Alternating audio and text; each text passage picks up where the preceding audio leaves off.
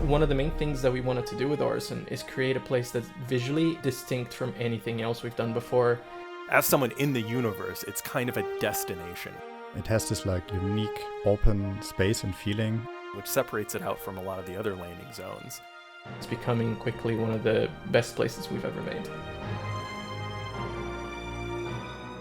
What's really so unique about Orison is that it is a floating city that Crusader uses to manufacture all their ships. It's just a really great place where this company set up their entire network, including places for the people that work for them to live, to shop, all that kind of stuff. One thing that we've learned from previous landing zones that we were able to apply to Orison was this idea of focus on places to visit. So with that in mind, we already knew that it had to be this just really outstanding place where everything is gorgeous to look at, everything is scenic. In comparison to the other locations, we try to improve the navigation for the player and have everything a bit more easy to read and to navigate to. We have, all kinds of assets that are just adding a lot more movement to the scene, and that's something that I think will really bring a lot of life that we've not quite done before. So the commercial platform, or as people in Orison know it, CloudView Center, is kind of the main hub of Orison. It should really give the feel of almost not quite a theme park, but have that sense of pageantry that you would expect from there.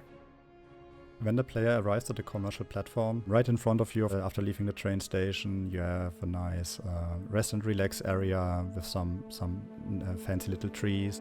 A lot of the time our landing zones are quite still, there's not a lot of things moving around, but what we wanted to do with Orison, since it's essentially a lot of gardens floating around in a gas giant, is that we have an opportunity to play with wind. And we had a couple different ideas, but the cherry blossom kind of style of tree stuck out because they could do the effect of having stuff blowing in the wind, which I think is going to be quite beautiful. And I think it's really going to create a very calming space for the player to relax in. You have one of the main attractions is this unique creature, the storm wall, or as it's commonly known, the space whale, that lives amongst the clouds there, and it's a big draw, and they do tours for it, and so they really want to highlight that in a dramatic way. And then they developed really stunning kind of flowing sculpture to back end it.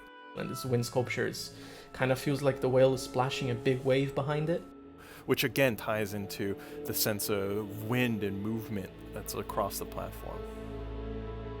Green Circle are the main habs on Orison. They're kind of like a split between a hotel and apartments, and it's the main place people stay when they're visiting Orison.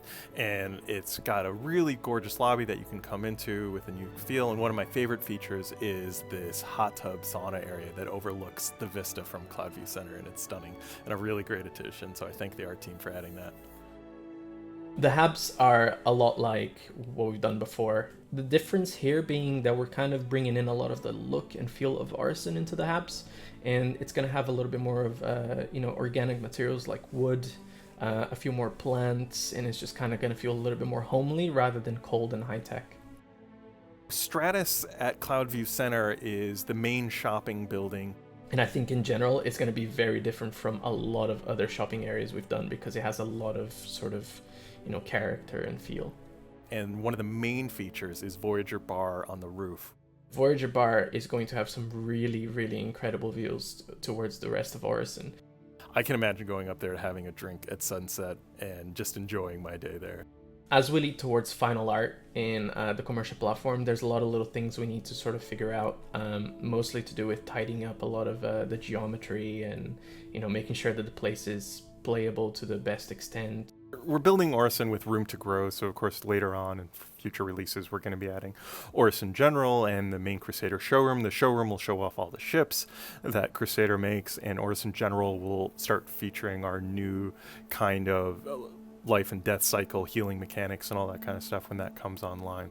We also need a whole new loadout sets for characters. Currently we are using placeholder AI And something we're setting up for future releases are the maintenance access points. With the idea that these doorways can lead into mission areas where players will be assigned to do repairs or sneak into an area, and there's a lot of possibilities that we can put behind those doors. But by building in those access points now for future mission content, it gives us a lot of leeway to design stuff.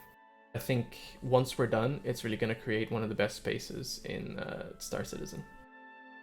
I really hope that players visiting Orison get a sense of really being a visitor. We have this sense of exploration a lot of times in visiting our really cool moons and other places, but here is this kind of really curated experience to come look, learn, and see at Orison. So I hope they get to take a mini vacation within our game.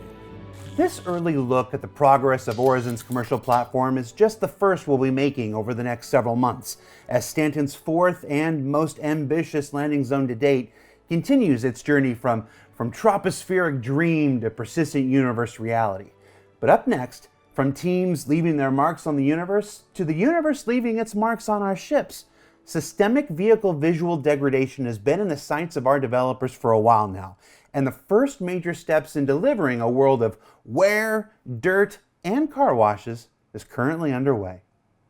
We want our ships to feel like they're grounded in the universe, that the universe leaves its mark on our ships, and that where you've been tells a tale on your ship. When you've used your ship and you've taken it down to a planet, or you've flown through an asteroid belt, or whatever it is that you've done in your ship, we want you to be able to, the next time you come to your landing pad and you see your ship, be able to go, yeah, it looks like this because of something I've done.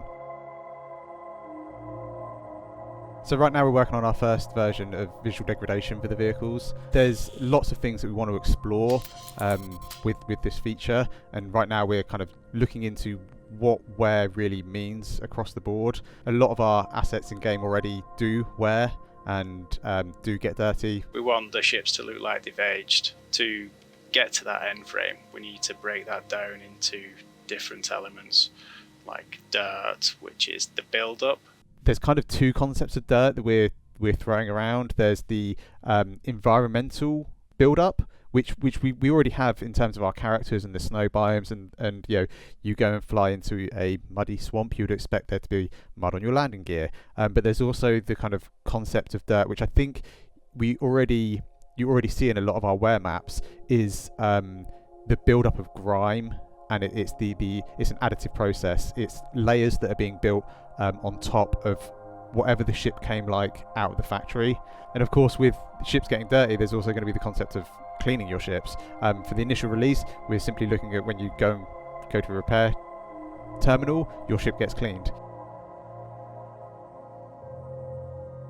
And then wear, which is more of the subtractive, if you will, so we're taking things away. It's the paint fade that you get if you leave your car out in the sun. It's the scratches, it's the lacquer peeling, the layers being peeled away as you rub up against something, or as you go through atmosphere, or whatever we decide will be the kind of controlling element. And I expect there'll be lots of controlling elements. The first version of vehicle degradation is cosmetic only, so to get that, what we're looking at is thinking about it in two levels. The macro, where we're looking at the ship as a whole, and we're masking it and doing a curvature bake so that we can tell the engine which areas are exposed to the elements, if you will, and those are the areas that will start to see the wear first as the ship ages. Taking it down to more of a macro level, we're looking at the textures that describe the panels that make up the exterior of the ship, and we're thinking of the panels, the panel lines, the edges.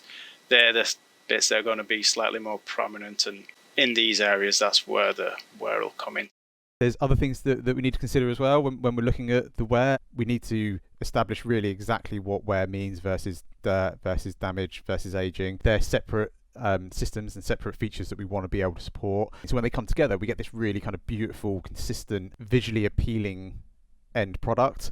We need to look at how our materials, or how our paints scratch, and how different brands would coat their paints to allow them to scratch and behave differently. If you take some of our kind of like our high-end ship manufacturers, you'd expect them to be using much more expensive materials in their manufacturing, and how they wear is going to be very different to how some of our lower-end manufacturers kind of build their ships and how their materials wear. So once we've released this initial version of visual degradation, there's still a lot of work to be done in to get us to where we want to be.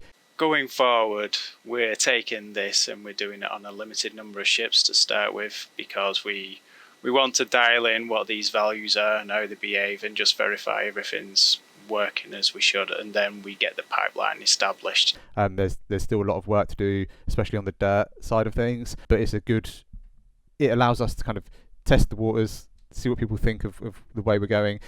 Now we're going to have this dynamic system in place. We want to be able to have all ships start from a new place and then tell the story of the universe as they travel through it. So what did we learn this week? Well, we learned that with Orison, the team's building a landing zone that will look, feel, and play unlike any other. That with wear and dirt, your ship will feel more an integrated part of the universe than ever before. And that with wear and dirt also comes newly clean versions of spacecraft. So what's a newly clean reclaimer look like?